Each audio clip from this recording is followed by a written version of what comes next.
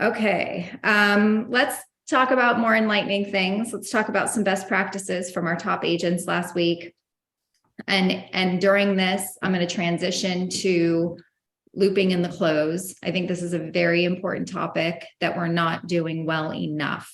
So let's do our top three from last week, our two Melissas and Steve. Will one of you like to share what you did last week to yield such great success? And if you don't choose, I will call on you. I just assume they're closed in the beginning. I really, what way? Like, what do you mean by that? I say things like, well, when you receive your policy in the mail, and I say, well, your kids are going to have those cards. I just make a lot of my own decisions about what they're going to do. Like, it sounds like you're painting the picture for them. Correct. Yeah. Which is very important, right? Because when you are making them feel like picture themselves in their mind, what it's going to look like when they get it, what it's going to do for their families, and you make it personal, which it sounds like is what you're doing, Melissa, then they get more emotionally invested and attached to the conversation. What else are you doing, Melissa? You were talking specifically about the close, or just what am I doing? Just anything that you think would be helpful to people that are on this call. Well, like I said last week, I gave out some really helpful information. It's all about the relationship, as Steve and Melissa know. And once you do draw them out, I treat my clients like friends. And I give them my direct contact information and I tell them I'm not going away. And I think they feel like I care, and I do. So you almost have to be a good person to do this job and willing to, I have a lady that calls me every month and just to say, you can take that premium out now. And she's so nice. And I say to her, well, it automatically comes out on the 7th. And she goes, I know, but I want it to come out early. And I call service and I actually do that for her. So if you're a good person inside and you care about these people, especially people who are trying hard to afford this in their life because they want to help someone other than themselves, then I'm going to go out of my way for those people for sure. Amen. Especially my veterans. They served my country, so I will do whatever it takes to help them. And I have a lot of veterans as clients, and they're my favorites. So like I said, Dana, a lot of times we just have to apply ourselves to the world of the person we're talking to and become them. I mean, I signed up a big sale on Saturday, and he's in the Soccer Hall of Fame and some big deal in Virginia. And then the day before, I signed up a fixed income, individual who could barely afford food. So I become that person that can talk to a CEO and talk to a truck driver. And that ability is intuitive, and it's kind of a skill, but because, sometimes you sound salesy, and I hate that about myself. That's why I don't listen to my recordings, but you almost have to, Steve, you know what I'm saying? 1,000,000%. I could not agree more. Steve. You have to add in the human factor. I was thinking about this weekend, if I were to say anything to the team, what I would say, and really if I try to add anything, I hope I never come off wrong. I'm really a team guy. My tech skills are horrible. I mean, I've got every reason not to succeed. I really, really do. But the one thing I can say is that you cannot eliminate the human factor. It is your best friend. For me, it's all about rapport. That first 30 seconds in that conversation is so important. That first minute is so important. And because of the rapport that you're building, because that you actually care, they will throw you the biggest bone, the biggest steak bone you can ever think of, because once you start having a little bit of a conversation about them, they're going to supply you, they're going to flurry you with information on what you need to know to sell them. It's just really almost that simple. They're going to throw you the bone. This is what I need. My daughter is my beneficiary. Why? Because she's my youngest and she's the most responsible. Why? Because whatever the reason, they're going to. So when they throw you the bone, use the bone, leverage the bone that they've thrown you when it comes to asking for the money if need be.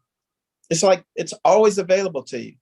But for me, it's just, I couldn't agree, Melissa, more. And I need to find out from the Melissas what they're doing. I've got to pick up my Melissa's.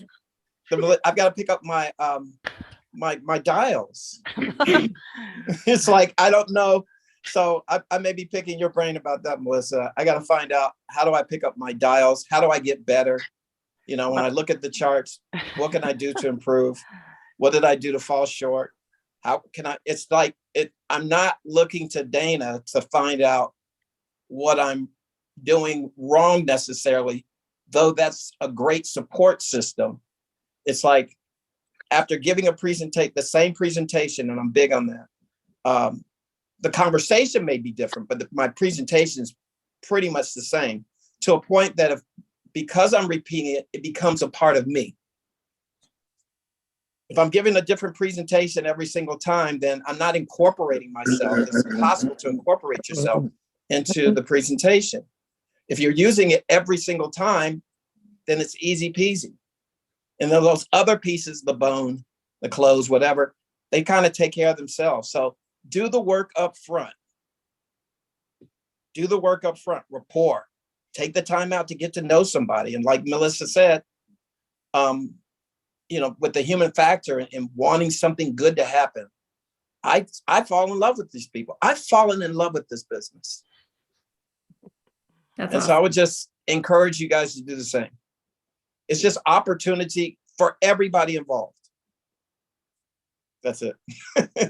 Where's my other Melissa? Good morning. Good morning. So you know, with great success comes great responsibility, and sharing the secrets to what you're doing, although I don't think it's a very big secret. Personally, I think it's work ethic, available opportunity, and implementing what is in front of you in a way that sounds authentic. And other than that, what else are you doing that you think would be helpful to the team? I think the close is the biggest one for me. The one thing that I find that I'm working on or getting better on is just overcoming the objections at the end. Finding if I hear any hesitancy, kind of going to that next step and explaining what the process looks like. I think before they tell me they can't afford it, because a lot of times once they say that, they're stuck with that. I kind of push through that before they give me that objection. I explain the process, what it's going to look like as far as getting on the phone with the underwriter. And then I give them two choices. At that point, you have two choices. We could pull your first premium out immediately. You get, your coverage put in place, at that point, or we could push your first payment out 30 days. Which one would you like to do? Would you like to put this in immediately, or do you want to push out 30 days? And so that's kind of how I've been closing, is just giving them those two choices at the end. And then they just kind of choose, whatever even if it is an expense thing, once I give them those two choices, they'll say, okay, I want to push out 30 days. I say, okay, when do you get paid with Social Security? On the 3rd, which may only be 4 or 5 days from now. Okay, then let's do it on the 3rd. But once I give them that choice to push out 30 days, yes, some of them want that maximum time. Most of them say, okay, I get paid on the 3rd. And I tell them, you have 30 days to think about if you want to increase it, decrease it, or just withdraw your application. But it gives you that time to really kind of, if you need to talk to your kids or your spouse, you have that time to do that. And then, 9 times out of 10, they end up only going to when they get paid. They don't go out that 30 days, but that kind of takes that that little hesitancy out, or that, that objection that's about to come, I don't even allow them to give me that objection. I go right to the end of, which one would you like, now or in the future, in 30 days? And I think that's been helping me close more deals, is just kind of like Melissa had said, expecting it's a sale. Okay, so we're going to go forward. How do you want to do this? Do you want to do it now, or do you want to do it, in 30 days or in 5 days or in 7 days, whatever? And so that seems to be working for me. I think that's great, because ultimately, even though somebody wants to do it, they will still find a reason not to. And Yeah. so that reason can be completely illogical. But the challenge that you're experiencing, everybody here, is that you are dealing with somebody who is very, very comfortable in the world of not making a decision, in the world you want to think about it. And so to get someone from the comfort of doing nothing at all to actually making the decision to part with Social Security money is a big deal. It's a really big deal. And this is why you cannot completely default to, we don't even know if you're approved yet. We have to make sure you're approved, because you're not actually overcoming the true concern and the true fear, which is why you end up getting a lot of sales resistance and people then starting to feel the pressure. And then what you're doing is you are actually confirming with them that they are making the right decision to not do anything because they're scared. And when you give them any reason to be more scared because they start feeling that pressure, they're going to disappear. Right. Can I add one thing real quick? I'm sorry. Yeah. Melissa, I'm sorry. Is it okay? Oh, yeah. I don't mean to, I'm sorry. I was just, yeah. And thank you, Melissa. I was just thinking of, because I'm learning from you guys. But I was going to say that you're making these people's day. You've got to make their day. There has to be something. I hear many of people saying, oh, the phone keeps ringing about my insurance things. So the question is, what's different about you and the other 10 guys that are trying to get or accomplish the same thing relative to getting them a policy? You got to make their day. Make their day. Take the time out. Make their day. That's your difference. That's your edge. Take the time out to do it. Bring some excitement. Excitement. These guys' squad is too good. Excitement brings, it's like 80% of the sale. Empower them with excitement. Empower them with your excitement. Make a difference in their life. I'll say all the time, I don't have money I had 3 kids and this, that, and the other. I was like, you don't have money because you were raising babies. I get it. Identify with them. That's all. I don't want to go on tangents, but I get excited about what we're doing and helping people. And it's like, actually help people, like Melissa was saying. So there's one part of the sale, which is a huge part of the sale, which is helping them, right? And making them feel comfortable, which I know we all have the ability to do, some more than others. But then when you get to the end, when you get to that point where they're needing to make a decision, sometimes you have to insert skills. You have to use real sales skills, and because it doesn't always rely 100% on the relationship that you've built. So when that happens, some of you are taking advantage of the fact that, wait a second, I have this great relationship with this person, and now they are giving me a reason why they don't want to do it. So when that happens, you can't be thrown off guard, right? You can act surprised, because that's actually a skill that you might not be knowing that you're doing, acting surprised and confused about why someone would need to take a day, want to talk to a friend, have concerns about this, that, or the other. You have to play the pretend game. Okay, I want everybody to write this down. This is another way of closing the loop. We're playing the pretend game. So when you play a pretend game, you take the pressure off of the decision in that moment, because you would say something like, that makes sense. I totally understand. Let's pretend, or let's suppose that your your kids were here, what do you think they would say? Well, I think they would tell me to do this. Okay, why do you think that would be the one they would tell you to do? Well, because X, Y, and Z. Okay, that makes sense. Do you agree with that? Do you think that'll give them everything that they need, to take care of the final expenses, to make sure that they have enough money to celebrate your life in a manner that honors you, to have the money to maybe clean out your stuff. And yes, I do feel like that would give them, what they need. Okay. Can I maybe make a suggestion then? Right? So you have to get them back in the mind space of why they're doing this in the first place, but they have to be the ones to say it, not you. Let's pretend they were here. What do you think they would say? Which one do you think they would pick? Why do you think they would pick that? And why do you like that one too? Okay, so you have to get them back there. You have to move that needle. Can I maybe make a suggestion then? It seems to me that if your kids were here, that this would be the one that you would want to move forward with because of all these reasons you just shared with me. It might make more sense if we were able to at least apply for this one right now, because I would hate for you to go talk to them and then we find out that you're not approved for it. And then I can actually email you your application, everything we've talked about today, so that when you do see your kids over the weekend, you actually have something in front of you to go over, because we talked about a lot of stuff today. I can't imagine having to regurgitate all that when we get off the phone.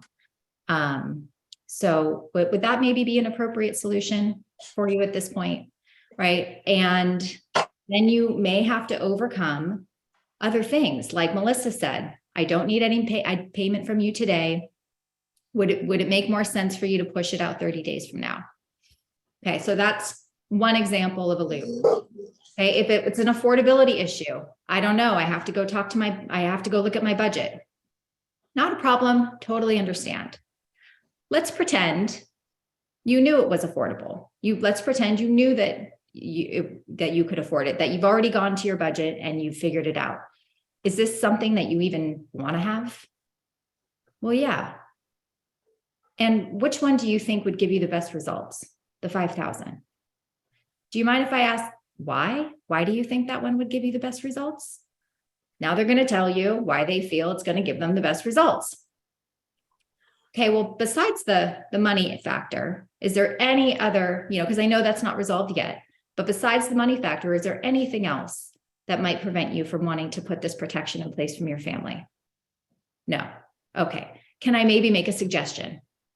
It seems to me that if all you have to do is go back and figure out your budget, why don't we at least apply for the smallest amount of coverage to start? It'll allow me to send everything over to you so you have a chance to review it while you're looking through your budget. And if you decide there's extra room, we can always add more. And I don't need any money from you today. Would that be an appropriate solution? So it's not, what's happening here is you guys are just forgetting all the work that goes up to leading into applying for the approval. You're cutting all that out and you're saying, well, we don't even know if you're approved yet. Right? We need to get the underwriter on the phone and make sure that you're approved. And it creates so much sales pressure. And in listening to these calls, it just continues to escalate. So you cannot just take advantage of the fact that you have a great relationship with someone.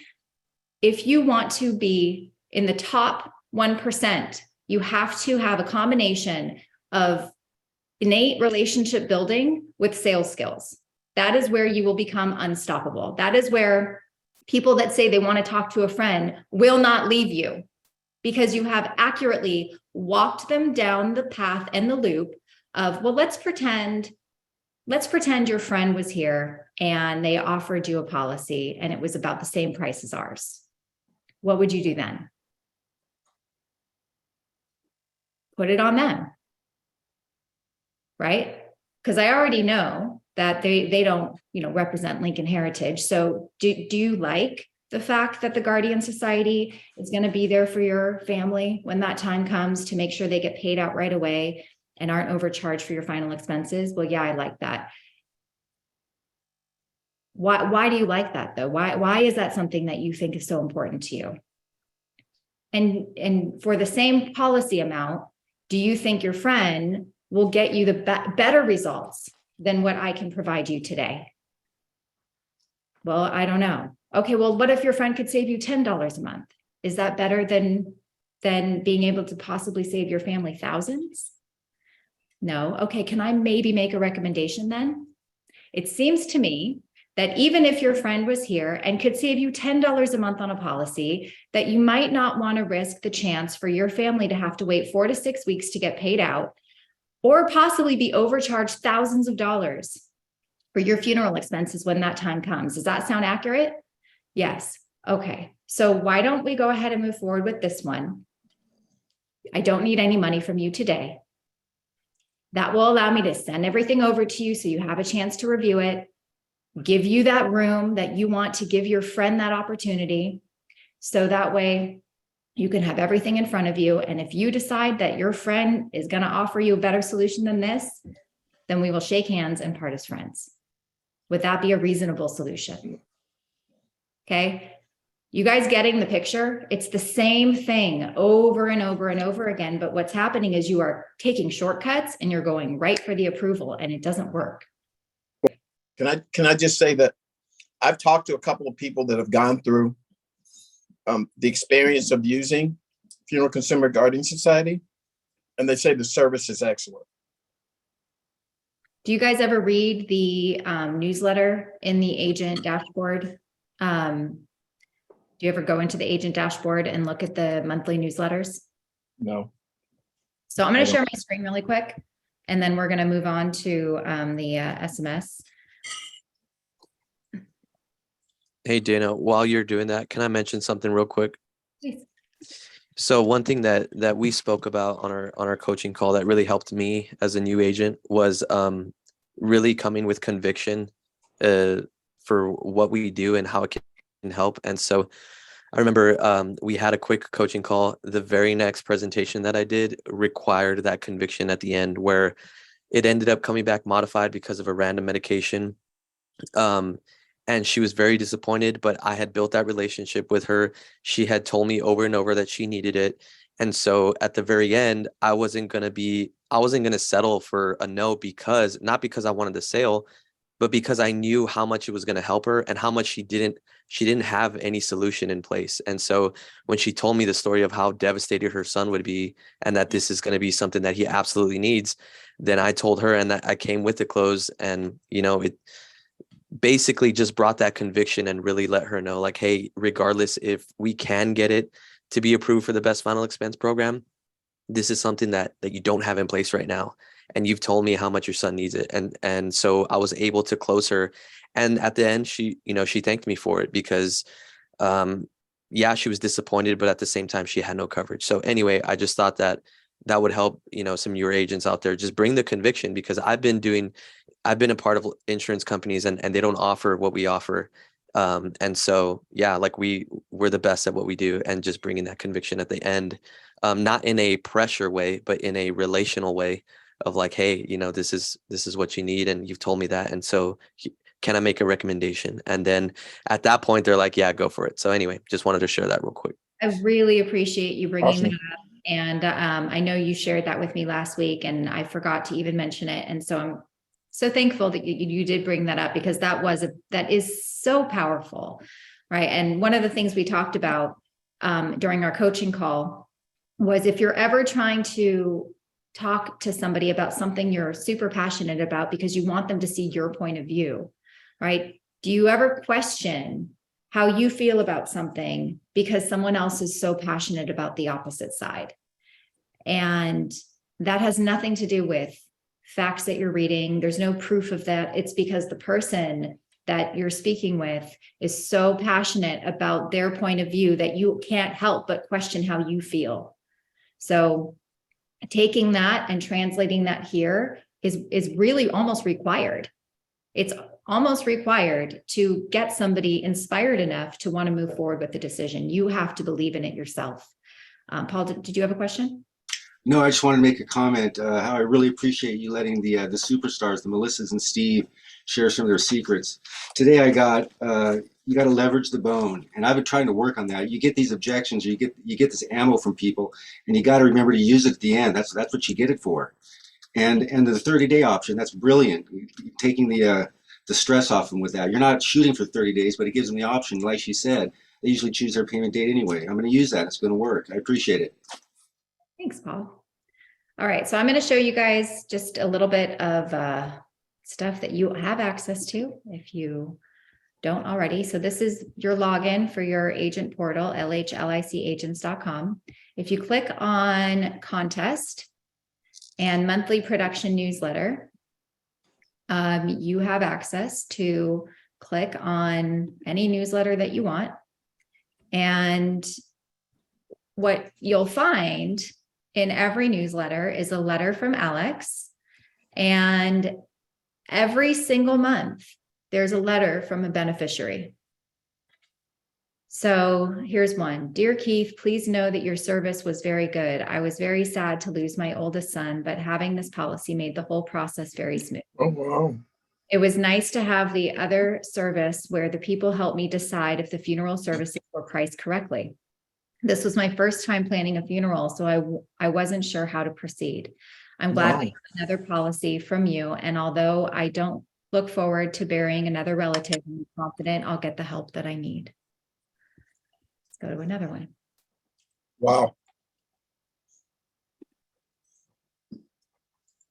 Lincoln Heritage, to whom it may concern, I am so thankful and grateful for the service your staff has rendered at this trying and difficult time. The loss of my husband came as a blow to me, and I'm still trying to deal with the situation at hand.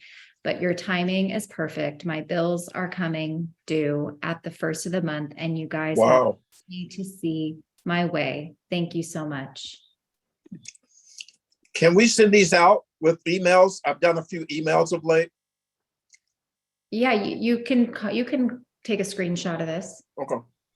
Dear Mr. Perkins, thank you for your kind condolences regarding the loss of our mother. The promptness and ease of handling our claim is a testimony to the value placed on service held by your company.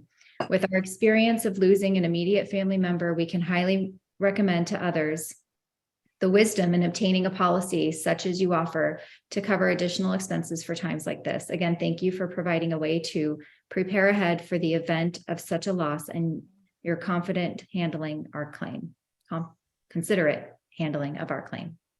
So guys, there's a letter from a beneficiary in every newsletter to continue to solidify that what we do is real. Okay, it's not bullshit. It's real. And you can go in there and you can go back as far back as you want, however it lets you. And it will always include a letter from a beneficiary. Okay. I wanted to read you guys a post that because I know a lot of you are not on Instagram.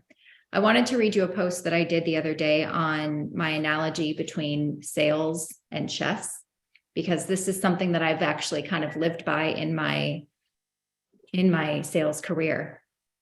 So sales is exactly like chess. It's not about where you are in the conversation. It's about where you'll be in 10 moves. You have to clearly see where you're taking your customer without them even realizing where they're going. When you educate your client in a way they can understand, you call check. Every time a why question is answered, you call check. And when you help someone realize the consequences of doing nothing, you call check. When someone looks at you as the trusted authority and they feel like you can provide them the best results, you call checkmate.